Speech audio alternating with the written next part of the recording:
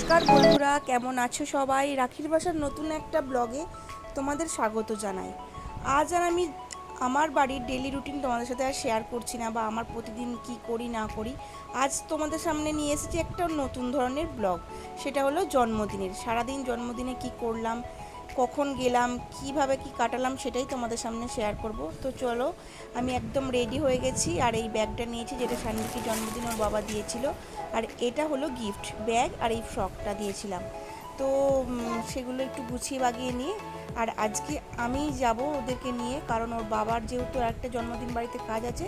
তো সেই জন্য আমরা তিনজনে মিলে, আমি, গোপুসোনা আর সানভি, তিনজনে রেডি হয়ে গেছি। আর এবার আমরা বেরিয়ে পড়েছি স্কুটি নিয়ে। তো চলো। গাড়ি চালাতে চালাতে এর আগে কখনো ভিডিও করা হয়ে ওঠেনি, এই প্রথম আমি সানভিকে দিয়ে ভিডিওটা করিয়ে নিয়েছিলাম। তো চলো, এবার চলে এসেছি একদম জন্মদিন বাড়িতে। এই যে বার্থডে গার্ল হাজির। কেমন সুন্দর সব পোজ দিয়ে ভিডিও করেছে, দেখেছো? খুব ভালো মেয়ে, খুব স্মার্ট। আর এইখানে সবাই বসে রয়েছে। ছোট করেই একটা ঘরোয়া পার্টির আয়োজন করেছিল। যেহেতু এখনও সেভাবে অনেকজনই আসেনি, তো সেহেতু একটু ফাঁকাই রয়েছে। আমি একটুখানি হিয়া বুড়ির সাথে ভিডিও করে নিলাম। আর এই যে জিয়া, এটা হচ্ছে ওর দিদি, ওই এই হ্যাপি বার্থডে লেখাটা সাজিয়েছে। এখনও অনেক কিছু বেলুন টেলুন সাজানো বাকি আছে, যেগুলো ওরা সবাই মিলে সাজিয়ে নেবে, সানভি ও। তো চলো, দেখতে থাকো ওরা কীভাবে কি সাজাচ্ছে। আর সাজাতে সাজাতে খুব মজাও করছে, এবং বারবারই খুলে খুলে বেলুনগুলো পড়ে যাচ্ছিলো, আর ওরা লাগাচ্ছে।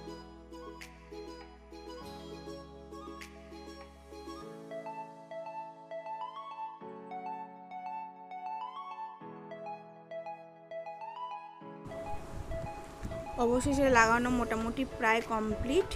তো তারপর এর আগে আমাদেরকে শরবত দেওয়া হয়েছিল, কোল্ড ড্রিঙ্কস। তো সেটা আমি খেয়েছিলাম, আর গোপুসোনা তখন খাইনি, এখন ওরাও খেয়ে নিল। আর যারা বসে রয়েছে তাদের সাথে একটুখানি ভিডিও করে নিলাম। আর এটা রয়েছে যে হিয়া জিয়ার কাকিমণি। তো এই যে ওকেও একটুখানি ভিডিওতে নিয়ে নিলাম। তো তারপর দেখো এরা পোজ দিয়ে কেমন ছবি তুলছে দুইজনে মিলে। তার সাথে একটা পুচকে হ্যাঁ যোগদান করেছে। তো ওরাও, হিয়াও যা করছে ওরাও সেটা করার চেষ্টা করছে।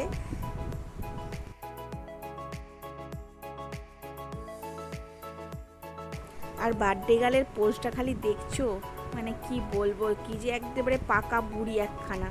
তারপর চলে এসেছি আশীর্বাদ পর্বের সময়। সেটা রয়েছে ওদের ঠাকুর ঘরের সামনে।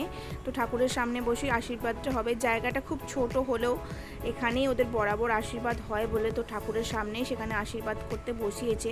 তো যেহেতু সামনে ঠাকুরগুলো ছিল, তো আমি পিছন থেকে একটুখানি ক্যামেরাবন্দি করেছি, কারণ সামনে কোনো দাঁড়িয়ে সামনে থেকে যে ফ্রন্টে ছবি তুলবো সেরকম কোনো পজিশান ছিল না। তো সেই জন্য একটুখানি আমি সাইড করে দাঁড়িয়ে, যেহেতু জায়গাটা ছোট ছিল, তো একটুখানি সামনে থেকে ফটোগুলো নিতে পারিনি, একটু সাইড করেই নিয়েছি। তোমাদের সাথে সেটুকু নিয়ে শেয়ার করার চেষ্টা করেছি। দেখো, একে সব গুরুজনরা ওকে আশীর্বাদ করছে, আর ও তো ভীষণ পরিমাণে, কি বলবো, যে ওকে সবাই আশীর্বাদ স্বরূপ যা যা দিচ্ছে একদম গুছিয়ে বাগিয়ে সুন্দর করে পাকা বুড়ির মতো সব করছে। এবং সাথে ও কিন্তু প্রত্যেককে নমস্কার করতেও ভোলেনি। সে কি বলবো, কেউ যেন ওকে শিখিয়ে দিয়েছে, এমনভাবে ও বিহেভিয়ার করছে। ছোট্ট বাচ্চা পুচকি কেউ বলবে না। সমস্ত নিজের গিফট গুছিয়ে রেখে প্রত্যেককে পায়ে হাত দিয়ে প্রণাম করা ভীষণ ভালো লেগেছে, যেটা আমার। আর প্রত্যেকের আশীর্বাদ প্রায় কমপ্লিট, আর এগুলো ওর মনে হয় কাকিমণি ওকে দিল। আর ওর একদম কেক কাটার মুহূর্ত চলে এসছে, কেকটাও এসে হাজির হয়ে গেছে। কেকটা তো ভীষণ সুন্দর দেখতে হয়েছিল, একদম বার্থডে গার্লের মতোই সুন্দর হয়েছিল। তো দেখো, এই দেখো কেকটাকে এবার একটুখানি কেকের চারপাশে ফুল দিয়ে ডেকোরেট করে নিচ্ছে। আর সবাই মিলে থাকলে যেটা হয় আর কি, যেটা এইভাবে রাখো, ওইভাবে রাখো, ওইভাবে দাঁড়াও, ওইভাবে দাঁড়াও, সব বলা বলি করছে। আর অবশেষে ও কেক কাটতে হাজির। আর যেটা আমার ছেলে বারবারই যেটা করছে, মাঝে মাঝে গিয়ে পুতুলটাকে একটু টাচ করে দিচ্ছে, দেখছে যে মানে সেটা সত্যি কি না, মানে এতটাই সুন্দর কেকটা ছিল, ভীষণ সুন্দর। আর সেটাই ওকে আমি মানে আমিও চোখে চোখে রাখছি যাতে ও কেকটাকে নষ্ট করে না দেয়। তো কেকটা কাটার আগে যেগুলো থাকে আর কি ছবি তুলে নেওয়া, সেগুলো সব ছবি তুলে নিচ্ছে। আর ওর যে কাকিমণি ওর গলার হারটা একটুখানি ভালো করে সেট করে দিচ্ছে, তারপর ও এবার কেক কাটবে বলে রেডি হয়ে গেছে। আর ওকে বেশ মিষ্টি লাগছে দেখতে। আর দেখো সমস্ত ছোট ছোট ভাই বোনেরা ওর পাশে একদম দাঁড়িয়ে হাজির কেক কাটার জন্য আর ক্ল্যাপ করার জন্য। তো চলো ও কেকটা কেটে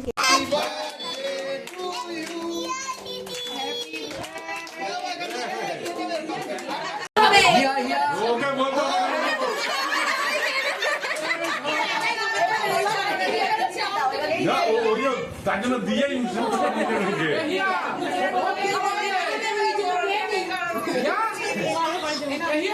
দিদিকে